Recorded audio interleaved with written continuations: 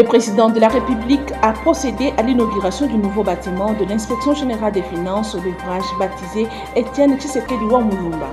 En présence du président de la République, Félix Tshisekedi, le président du Conseil supérieur de la Cour des comptes, a ouvert à Kinshasa la toute première session extraordinaire de cet organe chargé de la carrière de haut magistrat de cette même Cour.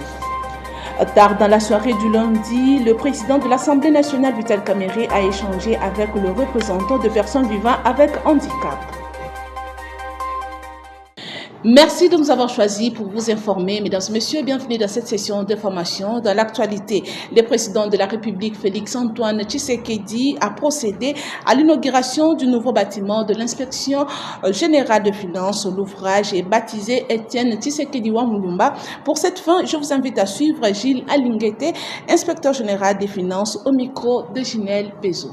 Mesdames et messieurs, en vos titres et qualités respectifs, à l'unanimité, la direction de l'Inspection générale des finances a décidé de baptiser ce bâtiment immeuble Étienne Tshisekedi wa Mulumba.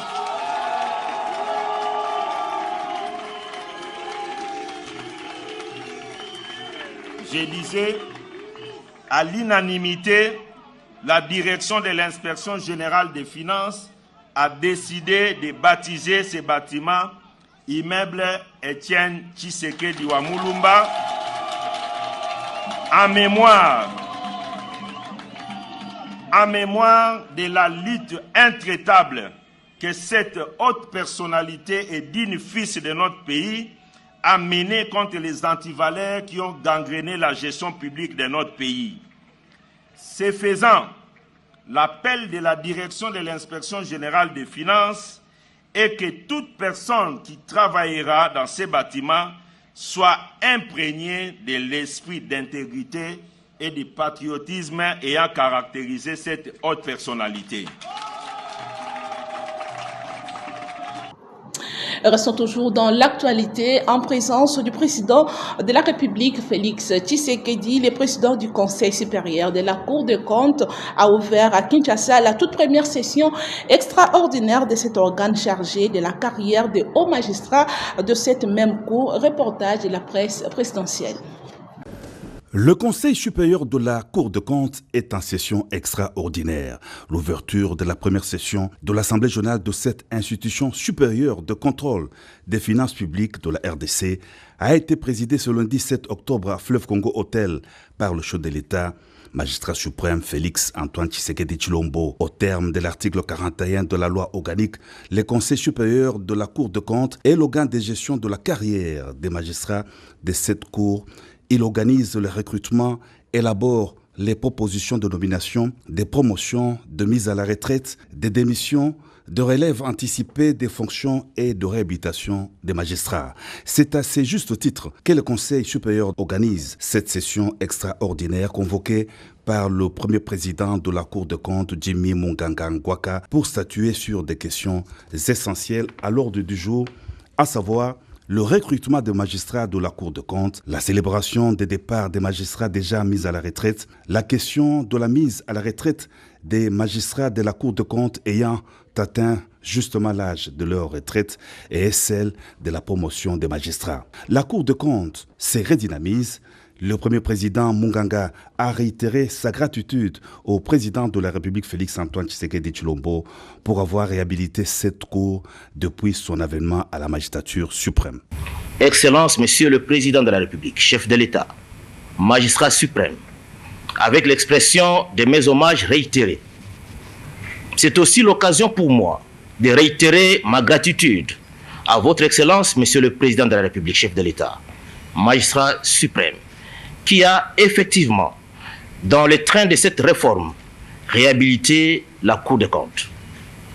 En effet, c'est sous votre règne que la Cour des comptes de la République démocratique du Congo a commencé à marquer de points sur l'échiquier national en organisant sa première audience solennelle de rentrée judiciaire tenue en 2023, ses premières audiences juridictionnelles avec à la clé son tout premier arrêt depuis 1987 et aujourd'hui sa toute première assemblée générale du Conseil supérieur de la Cour des comptes, cet important organe chargé de la gestion de la carrière des magistrats.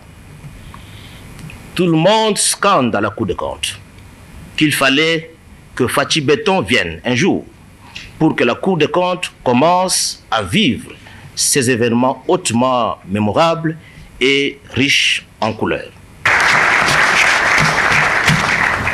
La Cour des comptes s'engage à poursuivre sa mission de contrôle des gestions des finances de l'État et de combattre la corruption et toutes les anti-valeurs. Je l'ai annoncé dans les titres, le président de l'Assemblée nationale, Vital Kamerhe, a échangé tard dans la soirée du lundi avec le représentant de personnes vivant avec handicap. Suivez ce reportage de Christian Lissoukou. Devant le palais du peuple, les personnes vivant avec handicap venues en grand nombre ont organisé un sit-in le lundi 7 octobre 2024 afin de rencontrer le président de l'Assemblée nationale pour lui faire part des problèmes liés à leurs droits sociaux auxquels ils font face au quotidien. Pendant plusieurs heures de la journée, ces manifestants ont pris d'assaut toutes les entrées du siège du Parlement, promettant d'y passer la nuit si et seulement si leurs revendications n'arrivaient pas dans les oreilles du professeur Vital Kamerhe. Ayant été informé de la situation, le speaker de la Chambre basse du Parlement a attendu la fin de la plénière qu'il présidait sur l'examen du projet de loi portant prorogation de l'état de siège en Ituri et au Nord Kivu, ainsi que sur la finalisation de la composition des commissions permanentes de l'Assemblée nationale pour recevoir dans son cabinet de travail une délégation de ces derniers. Reçu par le speaker de la Chambre basse du Parlement, parmi leurs revendications, la dite délégation a dénoncé la non-application de la loi portant protection, prise en charge et inclusion dans la société des personnes handicapées. Ils ont sollicité et obtenu l'implication de Vital Kamerhe pour que leurs revendications parviennent au chef de l'État, Félix Antoine Tshisekedi Tshilombo. Séance tenante, le président de la Chambre basse du Parlement a signé une correspondance adressée au président, reprenant toutes leurs revendications. Un motif de satisfaction pour ces personnes vivant avec handicap qui ont eu les mots justes afin d'exprimer au professeur Vital Kamerhe toute leur reconnaissance.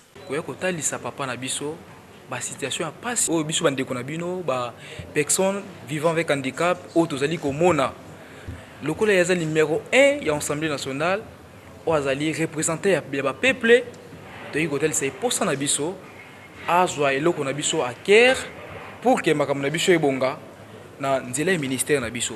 Avant de se dire au revoir à ses hôtes, en bon père de famille, le président Vital Kamerhe a pris soin de leur prodiguer quelques conseils. Dans un autre chapitre, lors de la conférence sur le développement durable qui se tient à Hambourg, en Allemagne, la première ministre Judith Suminwa a échangé avec son homologue camerounais Joseph Dion dans le cadre d'une rencontre de courtoisie. Cet échange a permis aux deux dirigeants d'aborder des questions d'intérêt commun tout en renforçant leurs relations bilatérales. Je voulais suivre les deux personnalités dans cet extrait choisi par Julien Mamba. Le Premier ministre camerounais et j'en ai en profité pour le féliciter parce que aujourd'hui il a été il y a quelques jours ou quelques semaines élu président de l'Assemblée générale des Nations Unies et je pense que c'est important au niveau de l'Afrique. Il va pouvoir jouer un rôle important pour les Africains et la sous-région en particulier. Et en tant que pays frère, je pense qu'il était important aussi d'échanger sur les différentes problématiques que nous avons dans le cadre du développement, que ce soit en termes environnementaux. Aujourd'hui, la République du Cameroun a signé un mémorandum d'accord dans le cadre du café. La RDC y est déjà, à certaines alliances aussi, toujours dans le cadre de l'environnement, avec d'autres pays comme le Brésil et l'Indonésie. Donc il est important de voir comment ensemble nous allons pouvoir échanger sur cette question de la position de l'Afrique. Donc nous avons un peu parcouru nos différents domaines où nous pouvons nous appuyer, avoir un partenariat gagnant-gagnant pour nous, pays africains. Nos deux pays ont des liens historiques très forts, des liens culturels très forts. Et donc, nous pensons qu'il faut que nous puissions mutualiser tous ces liens pour avoir des échanges encore plus profonds Nous pensons que nous avons deux pays très riches, très diversifiés, et avec une jeunesse très active, très bien formée, et nous pouvons aller loin si nous mettons nos efforts en commun. Voilà un peu. Évidemment, j'ai aussi saisi l'occasion, puisque la dernière fois que j'étais à Kinshasa, Madame n'était pas encore Premier ministre, pour la féliciter pour la confiance que le président Tshisekedi a en elle. Et nous lui souhaitons vraiment bonne chance dans ses fonctions. Et de son côté, le ministre d'État en charge de ZTP a, au nom de la première ministre Judith Suminwa, ouvert à Kinshasa les travaux de la Commission économique belge en République démocratique du Congo. Suivez les détails avec Cochinelle Pezo. Devant les hommes et les femmes d'affaires, membres de la mission économique belge en visite à Kinshasa, le ministre d'État, ministre des Infrastructures et Travaux publics, a, au nom de la première ministre Judith Suminwa, ouvert les travaux de cette mission. Différents panels ont été organisés autour de plusieurs secteurs, dont les infrastructures, l'énergie et le logement, comme une opportunité renouvelée après la rencontre du 6 février 2023 afin de faire découvrir aux acteurs économiques belges les grands besoins de la RDC dans ces différents domaines. Le ministre d'État, Alexis Gisaro-Mouvouni, a présenté la politique gouvernementale dans ces secteurs avec les défis y afférents. L'objectif ambitieux et global du gouvernement sur une période de 15 ans est de pouvoir construire au moins 330 000 unités de logement par an sur les 26 provinces et la capitale du pays, soit en moyenne près de 12 000 unités par province. Le gouvernement s'est engagé à construire à peu près 12 000 km de routes revêtues entre 2024 et 2028. C'est le plan quinquennal du deuxième mandat de son Excellence Monsieur le Président de la République, afin de pouvoir relier en routes revêtues notre espace national avec les grands corridors africains, interconnecter tous les chefs-lieux des 26 provinces et les centres de production agricole et minière avec la capitale, et par là, essayer ainsi de catalyser plus d'échanges économiques et de circulation de biens. Conformément à la vision du président Félix Tshisekedi, le souhait est de revoir en RDC la participation plus grande des entreprises et du patronat belge dans la reconstruction du pays. Cette cérémonie d'ouverture a connu la participation des délégués de la Belgique et ceux de leur ambassade en RDC, ainsi que du ministre délégué près du ministre de l'Urbanisme et Habitat en charge de la politique de la ville, Didier Tengelito, et le directeur de cabinet du gouverneur de la ville de Kinshasa. Direction la province de l'Ituri, les entités de Babelebe et Baboa Bokowe, deux chefferies dans le territoire du Roumou sont calmes depuis l'instauration de l'état de siège par le commandant suprême. C'est grâce à l'approche non militaire mise en place par le commandant des opérations militaires en Ituri, le lieutenant-général Luboyan Kashamadjoni. Suivez les détails. Ces deux entités étaient occupées plusieurs jours durant par des groupes armés locaux avant d'être pacifiés, fruit direct de l'approche non militaire mise en place par le gouverneur militaire de l'Ituri, le lieutenant-général Luboyan Kashamadjoni, mise en application par le colonel Siro Simba Bunga Jean, administrateur militaire du territoire du Roumou. L'autorité territoriale a encouragé le parti prenante. Comment peut-on être réfugié chez soi? Ce n'est pas possible et surtout causé par nous-mêmes. Il n'y a pas un ennemi venant de l'extérieur. Nous-mêmes, comment peut-on chancer nos populations et encore chez nous? C'est déjà positif parce que, je me rappelle, on était venu avec le commandant région militaire, mais c'était horrible. Il est quoi, fantôme? Le chef de ces entités ont martelé tour à tour sur la paix et la cohésion sociale. Excellence. Je remercie Excellence gouverneur des provinces, Johnny Luboya, pour tout ce qu'il fait. Je crois que tout celui qui est intelligent voit tout ce qu'il fait pour la province de l'Ituri, pour que nous ayons la paix. Aujourd'hui, nous vivons déjà dans cette paix. Pour préserver la paix, la première des choses, c'est l'encadrement et prise à charge de ces groupes armés. Satisfait de la prise de conscience de jeunes à haut risque, Isaac Lebissabou, député provincial et du territoire du Roumo, appelle les uns et les autres à capitaliser les acquis de paix et les vivre ensemble. Très satisfait des résultats, les résultats sont vraiment positifs. C'est comme ça que nous encourageons les communautés et ces groupes armés de privilégier la paix qui est le gage du développement, parce qu'on ne peut pas parler du développement là où il n'y a pas la paix. Signalons que bientôt la zone de Mwanga sera dotée d'une salle polyvalente construite avec l'appui financier de l'Organisation internationale pour la migration, OIM en sigle. Plusieurs axes qui ouvrent la voie à cette zone seront aussi réhabilités en vue de contribuer énormément à la cohésion sociale. Souhait ardent du commandant suprême Félix Antoine Tshisekedi Tshilombo, président de la République. Toujours dans la province de l'Ituri, les caucus de conseils communaux de la ville de Bunia soutient l'état de siège et décourage les Ituriens à s'adhérer dans le mouvement terroriste M23AFC. Suivez encore une fois les détails.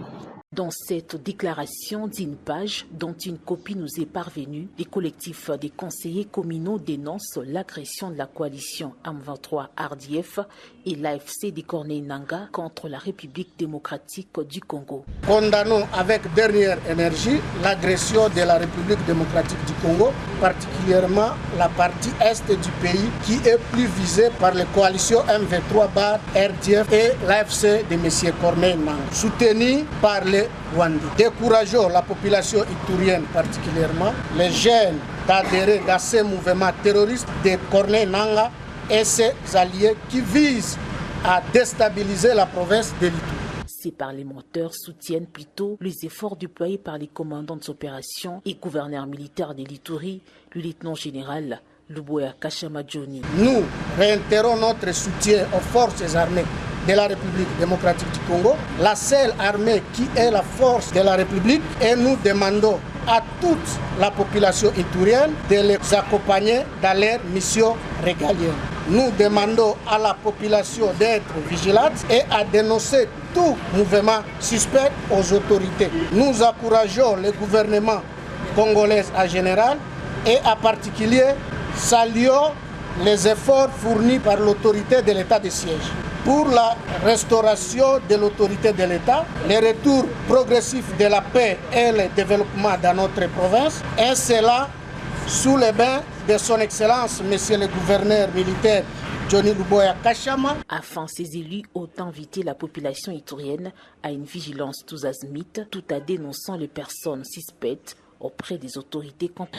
Changeons des chapitres. La police a organisé les travaux d'assainissement aux alentours du rond-point Gaba et c'est pour rendre libre la circulation. Suivez ce constat d'Emile Kamayambi et Delphin Tundula. En vue de mettre la population en sécurité, de rendre la ville propre, c'est dans ces cadres que le major Sylvain Matadi a organisé des travaux d'assainissement dans la commune de Gaba, précisément au rond-point Gaba. Cet assainissement a permis d'avoir de l'espace pour une bonne circulation dans ce coin de la capitale.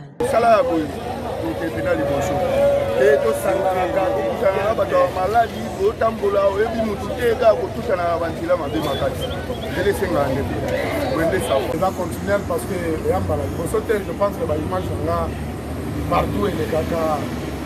Donc, chaque lundi, chaque samedi, nous pouvons faire salongo.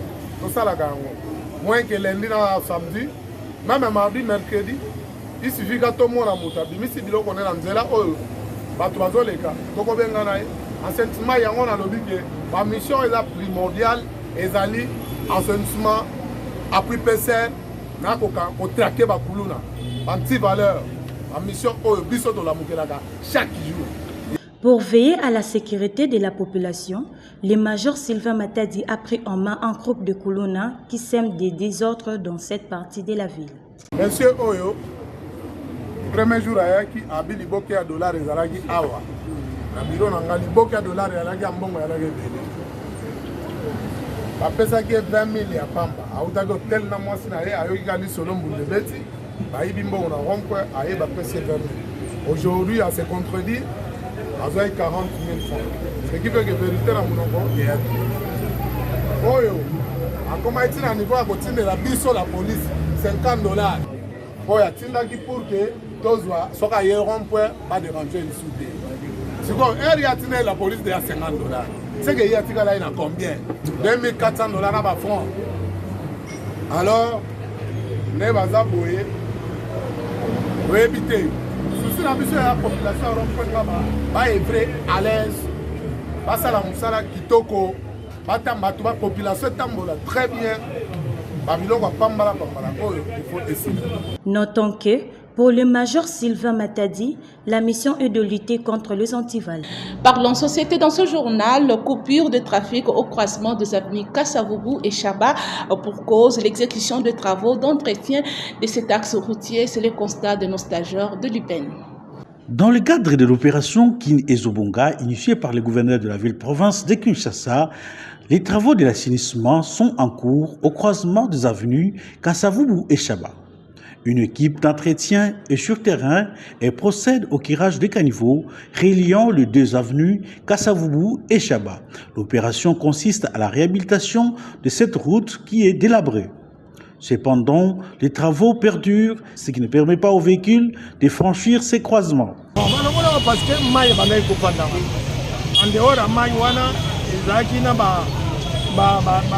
mosusu ezalaki te ezalaki complètement te ezalaki ta mwa quelque nini epuis libulu moko ekreami na en dehors ya terrasse mwa libulu moko eza wana libulu wana ebanda kotia badifficulté mpo bato balekana parce que mai ebandaki kostanye na libulu wana en dehors ya terrasse en dehors ya terrasse wana c'est pourquoi mai ebandaki kofrene alors bango bayaki kolongola yango mpo mai eleka.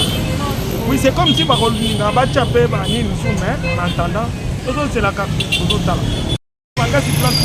Même les lois, ils appellent qu'à passer. Parce que les canards, moi, ni na mouquin, parmi tous les canards, donc, place one, ils appellent pour Basali, Bazonde, Asali, Bazonde.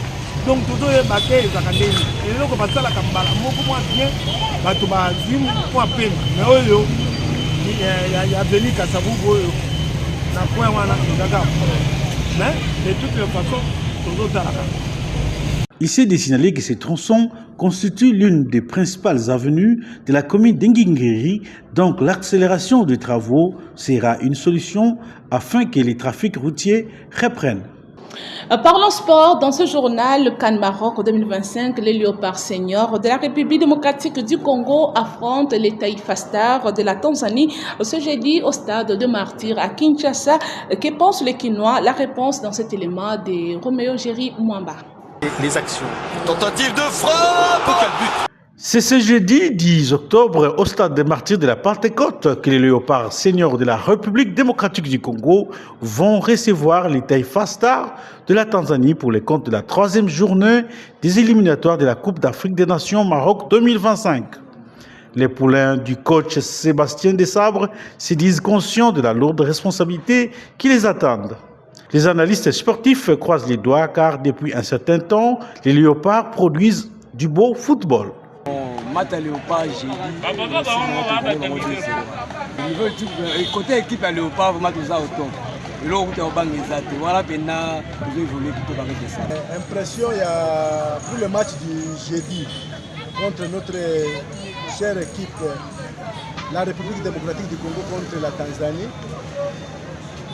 Pour moi, ce sera un match très facile pour notre pays. Pourquoi? Parce que jusqu'à présent, notre équipe est en train de monter depuis la présence de notre manager coach Sébastien Desabre. Je demande à la population congolaise d'être là, nombreuse au stade des Martyrs, pour appuyer notre chère équipe, les Léopards. Pour rappel, après la rencontre de ce jeudi, Chancel Mbemba et ses copains n'auront besoin que de 5 jours pour défier les Taifa Stars de la Tanzanie à domicile.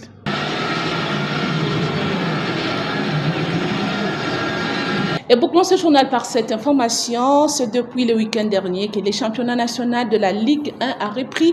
Au total, 12 matchs se sont joués. Voici le résultat dans ce reportage de Roméo Géry Mwamba encore une fois. Le centre effectué. Attention à la tête! direct, le troisième but de la Renaissance du Congo, Nzungu Mofana, pour pétrifier cette formation de Kouya Sport. Et la victoire se dessine déjà peut-être pour sceller la victoire des Anges. Le lancement du championnat national de la Linafoot a été effectué sur toute l'étendue de la République le week-end dernier. Au total, 24 équipes sont engagées, réparties en 2 groupes pour cette 30e édition de la Ligue nationale de football qui est dénommée Illico Cash Ligue 1.